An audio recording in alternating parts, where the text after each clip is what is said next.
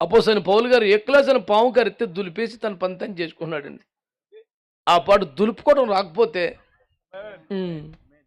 ఆ పావుని అసలు వీడియో తీసి ఫేస్బుక్లో పెట్టి అపోస్తలుడి అంటి పెట్టుకున్న పాము, దులిపిన వదలని భీకరమైన పాము. ఇక అనాగరికుల్లాగా తమ్నేలు చేయాలంటే సముద్రం అతన్ని విడిచిపెట్టిన, న్యాయం అతన్ని విడిచిపెట్టలేదు, నిశ్చయముగా ఇతడు నరహంతులు, వీడు వీనిని, ఇది తమ్నేల్స్.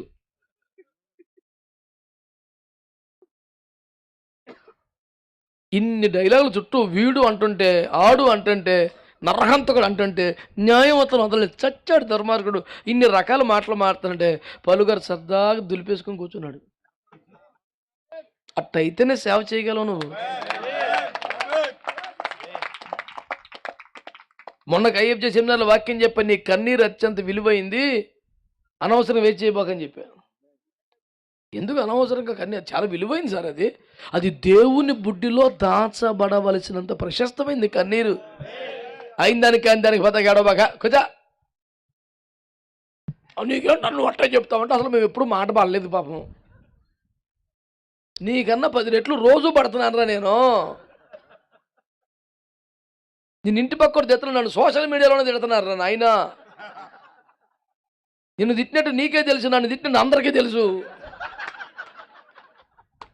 నీది బుడ్డ పాము, నాది పెద్ద పాము రా కరిసింది.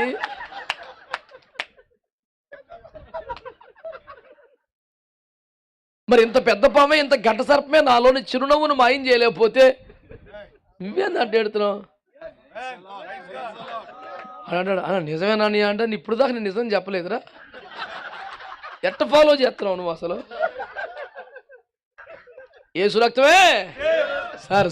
లోకంలో మామూలు సార్, ఎవడు అర్థం చేసుకుంటాడు? అర్థం చేసుకోవాల్సిన అవసరం ఎవరికి ఉంది సార్?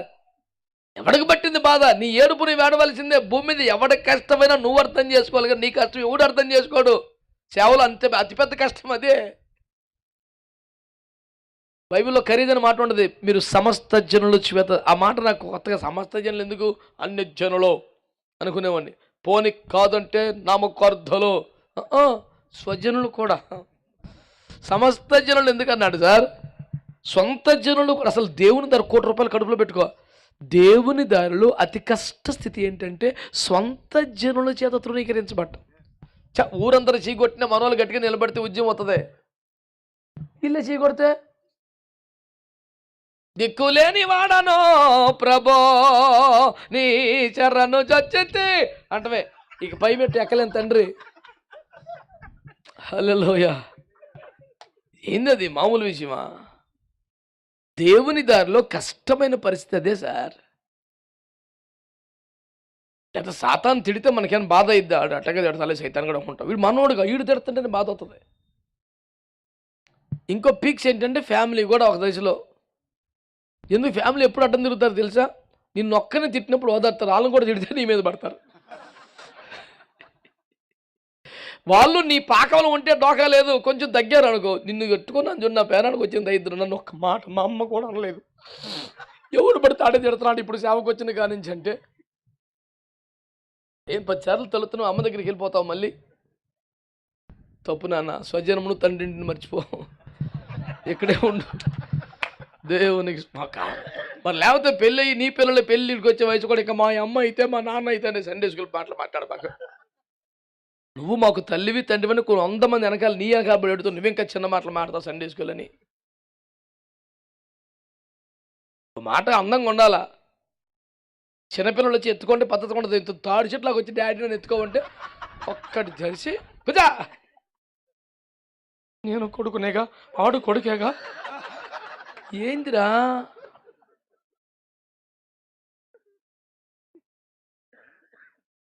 మనం ఎదిగిన సేవకులం చిన్నపిల్లల్లో మాట్లాడొద్దు.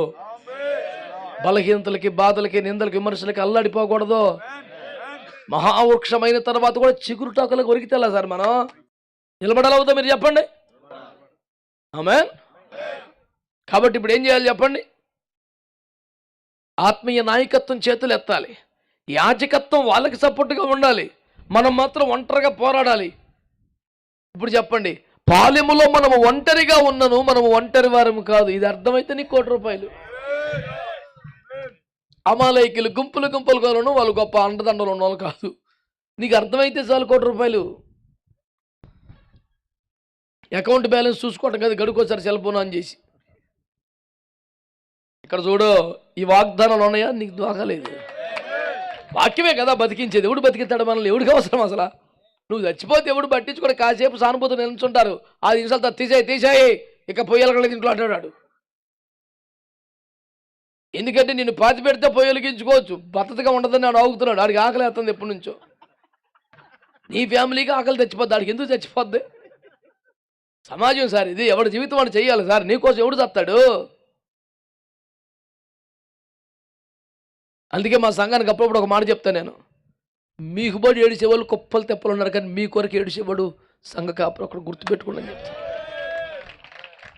మీరు మంచి సొక్కా వేసుకుని ఏడ్చేవాళ్ళు ఉంటారు, మీరు ఇంట్లో ఫ్రిడ్జ్ కొనుక్కుంటూ ఏడ్చేవాళ్ళు ఉంటారు, నువ్వేం చేసినా ఏడ్చి వచ్చేవాళ్ళు ఉంటారు. అందులో ఎక్కువ మంది మీ స్వజనులు అయ్యి ఉంటారు. కానీ నీ కొరకు ఏడ్చేవాడు ఒక్కడే ఉంటాడు. వాళ్ళని కాపాడుకుంటారు. మీకు దండం పెడతా. పద్దాకా అమ్మ మా ఊళ్ళు ఊరుకోరండి, మా బంధువులు బాధపడతారు, మా వాళ్ళు అలుగుతారు, వాళ్ళ కోసం 100 సార్లు ఆలోచిస్తావు. అయ్యగారు బాధపడతాడేమో, అయ్యగారికి ఒక్కడు ఆలోచించడం. ఎందుకని ధైర్యం వచ్చేది? సందాయితలా ఈ సంద ఇంత దుర్మార్గం చేస్తుందంటావా?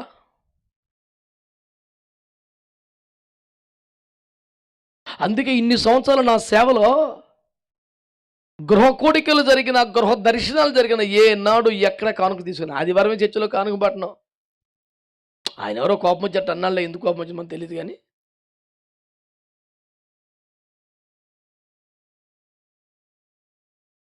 ఎవరికైనా కోపం రావచ్చు, కోపడచ్చు, తప్పే ఉంది. నన్ను ఒకటి అడిగాడు, అన్నా మరి అంత దారుణంగా విమర్శలు మీ మీద వస్తాయి, మీకు ఎట్ట ఫీల్ అవుతారంటే, ఇందులో ఫీల్ అవటం ఏముంది? మనం విమర్శించబడకూడదా? మేము ఆకాశంలో ఉన్నామా? మనం కూడా సేవకులు భూమి మీద విమర్శించబడవచ్చు, తప్పే ఉంది. విమర్శించబడితే కొంచెం శుద్ధీకరించబడతాం, మేలు జరుగుద్ది. విమర్శించని తప్పే ఉంది. మనం విమర్శించబడకూడదా? అతీతులమా? ఏడన్నా ఓడిపడ్డావా? విమర్శించలేమండి, తప్పే ఉంది.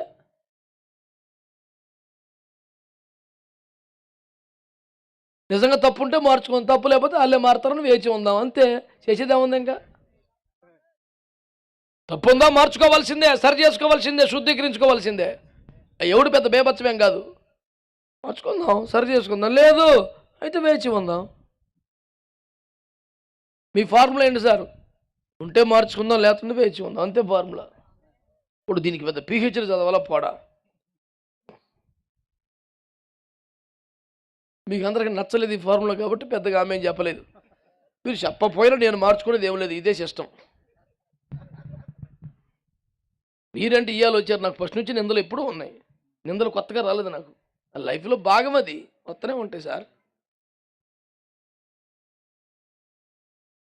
ఆదివారమే సందా పట్టను నేను చర్చిలో. కిస్మిస్ పండుగకి స్పెషల్ ఆఫరింగ్స్ లేవు, ఏ పేరు మీద అసలు ఆఫరింగ్ లేదు, సందా పాట లేదు, సందా ప్రార్థన లేదు.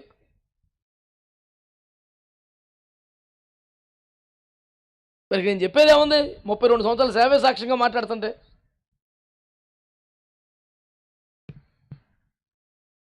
ఇక అయ్యప్ప అంటే దానికి గొడవే లేదు. వస్తే ఎదురు తిట్టిన సందర్భాలు గొప్పలు తెప్పలు. అట్లా తిట్టినందుకే వెళ్ళిపోయి ఇంకొక దగ్గర చేరాడు, నన్ను తిట్టేవాళ్ళు బోల్డు మంది చచ్చారు.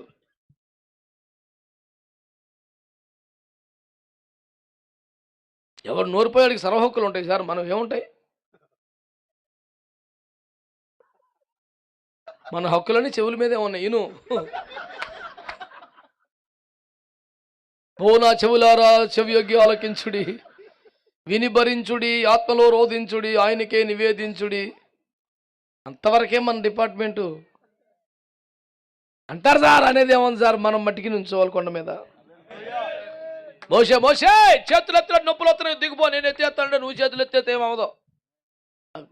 ఆయనే అక్కడ ఆ పనికి నియమించబడు. ఆయన చేతులు ఎత్తేవాడు చేతులు ఎత్తాలి, ఆదుకున్నాడు పోరావాడ కలెక్టివ్గా యుద్ధం వస్తుంది, విజయం లభిస్తుంది.